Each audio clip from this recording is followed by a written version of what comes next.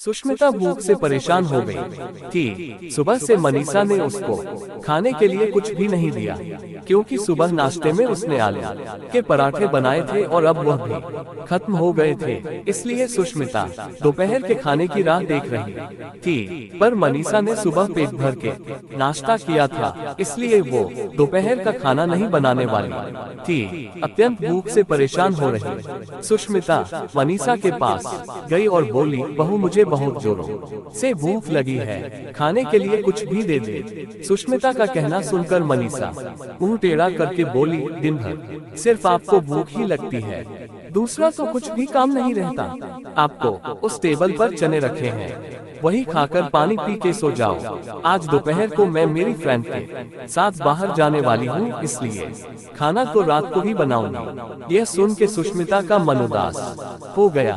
फिर सुष्मिता धीरे से बोली, तू कहे तो मैं खुद के लिए कुछ बना लूं। मनीषा गुस्से से बोली, एक व्यक्ति के लिए खाना बना होगी क्या आप? सोचकर मनीषा किचन में गई और उसने फ्रिज में रखे हुए बासी चावल निकाले।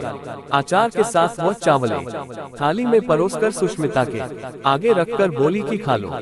ऐसा कहकर बस लेकर मनीषा घर के बाहर चली गई। चावल फ्रिज में रखे थे तभी भी वह खराब हो गए थे, उनसे गंदी बदबू आ रही थी। सुष्मिता ने गुस्से से वह चावल डस्टबिन में डाल दिए। इसके बाद उसने दाल चावल निकाल कर अपने लिए गरम गरम खिचड़ी पकाई और पुदीने की चटनी के साथ खाई और सब बर्तन घिस कर किचन साफ किया और चुपके से अपने रूम में जाकर सो गई। मनीषा ने भले ही खाना पकाने से मना किया था, पर यह घर उसका भी था और वो खुद का खाना खुद बना सकती है। दूसरे दिन सुबह सुष्मिता अपने रूम में बैठी थी, उतने में उसका बेटा रूपेश उधर आया और बोला, माँ आजकल महंगाई बहुत बढ़ गई है, मुझे घर खर्च चलाना भी बहुत कठिन हो रहा है।